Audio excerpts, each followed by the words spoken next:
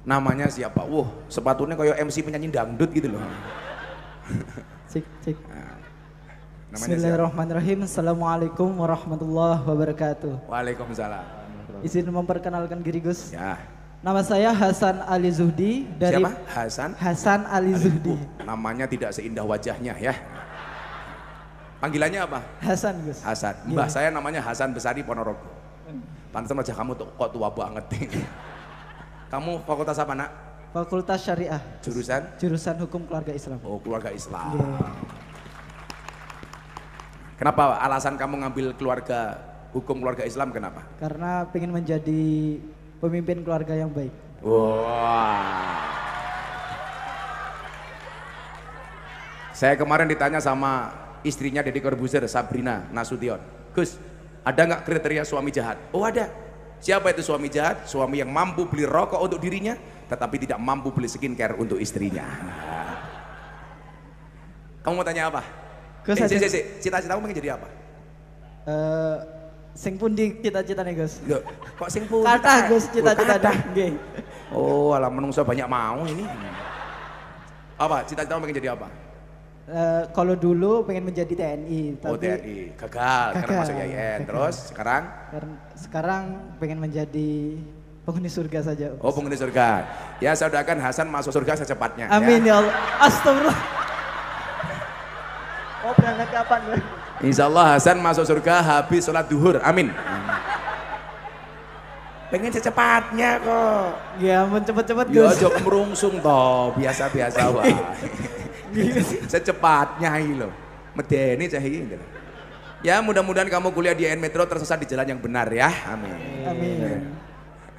Apa pertanyaannya San? Ajeng tanglet Gus. Pakai bahasa Indonesia saja. Iya Gus. Seperti yang dawuh Gus Miftah tadi, Allah itu sempurna, Islam itu indah sempurna. Dan apabila ada yang menghina Islam, itu tidak usah dibela. Bukan menghina Islam tidak dibela, otaknya salah tau gitu loh. Salah ini. Tidak perlu dibela maksudnya, Gus. Bukan. Terus no pertanyaan. Tak rungokke. Kok remu kayak kotak infak tuh tak sawang-sawang gitu. Dan apabila lantas bagaimana cara kita ketika agama yang tercinta kita ini dihina? Ah, lah itu baru pertanyaan. Ora takon ngomong dewe. Jadi begini. Membuat kesimpulan yang salah ibu ya. Jadi kalau dalam kondisi normal kamu membela Islam, apanya yang kamu bela? Saya mau tanya. Islam nggak ada yang menyerang, nggak ada yang menjajah, nggak ada yang menghina. Dalam kondisi normal, kamu mengatakan membela Islam, yang kamu bela apanya? Agamanya Gus. Ya makanya dalam kondisi normal nggak ada yang menghina, nggak ada yang menyerang Islam, nggak ada yang menjajah, nggak ada yang membunuh. Yang kamu bela apanya? Nggak ada kan itu? Tidak ada Gus. Lah kalau kasuistik kemudian Islam dihina, ya mau nggak mau. Kita membuat kontra narasi, tapi bukan berarti kamu lebih daripada Islam dong. Bahwa kemudian ketika agama kita dihina, kita membuat kontra narasi melawan penghinaan itu ya sah-sah saja. Dan saya selama ini begini loh Bu, masih ingat nggak kemarin rame saya dihajar gara-gara sejak kapan rendang punya agama? Gara-gara orang marah, orang masak rendang dari babi. Saya ke Malaysia Bu, di Malaysia itu biasa orang masak rendang dari babi. Makanya saya bilang, saya lebih menghargai orang yang jualan rendang, orang yang jualan sesuatu ketika dia jual barang haram mencantumkan label non halal, sehingga kita umat Islam nggak usah marah-marah. Bagaimana caranya? Cukup tidak usah membeli. Makanya sebenarnya di Indonesia itu aneh Bu, anehnya di mana?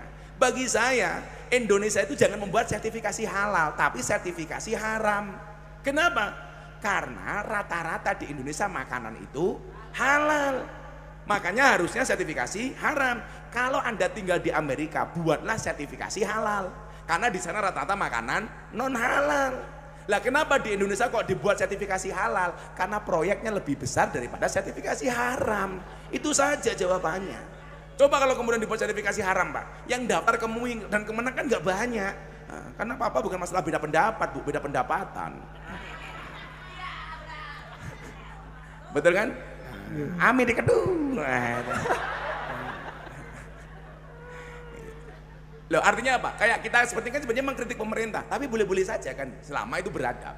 Nah, kalau persoalan agama kita itu normal. Orang mengatakan begini, ini agama pemerintah anti-Islam. Buktinya apa? Banyak ulama ditangkap dan lain sebagainya. Maka harus kita bela. Coba Anda lihat. Agama ini memang bukan agama Islam, tapi sudah sangat Islami. Mas Hasan kalau lihat saya di Sumatera. Kemarin saya keliling di Padang Sidempuan, Asahan. Saya sampai ke Muna, Sulawesi Tenggara. Besok mau ke Manokwari. Saya bikin acara kayak gini nggak ada yang melarang, Mas. Bahkan puluhan ribu orang. Kemarin siang saya baru Banyu Asin jam 2 siang. Saya ngaji jam 2, mereka udah kumpul dari jam 10. Puluhan ribu orang, nggak ada hambatan. Kurang Islamnya apa? Orang adzan di mana-mana boleh. Ya kan? Siapa yang melarang adzan? Nggak ada. Tapi itu banyak ulama yang ditangkap. Itu berarti kriminalisasi ulama. Dari mana Anda mengatakan kriminalisasi ulama? Kalau ada ulama berbuat kriminal ditangkap, itu bukan kriminalisasi ulama, tapi proses hukum terhadap ulama yang kriminal. Lah di Indonesia itu mohon maaf, kriminalisasi ulama apa kriminal yang dianggap ulama kan juga beda lagi. Kriminalisasi ulama itu adalah kalau Anda ngunjang pengajian kiai mulai nggak diamplopi, lah itu kriminalisasi. Melanggar KUHP pasal 378 penipuan. Kalau dikasih izinnya cuma sedikit beda lagi Bu, 335 perbuatan tidak menyenangkan. Nah kalau kemudian agamamu dihina tentunya kamu harus bersuara. Indonesia hari ini nyaman bro, nggak ada masalah apapun. Kita doakan saja mudah-mudahan Islam di Indonesia tetap aman-aman saja. Amin Allahumma.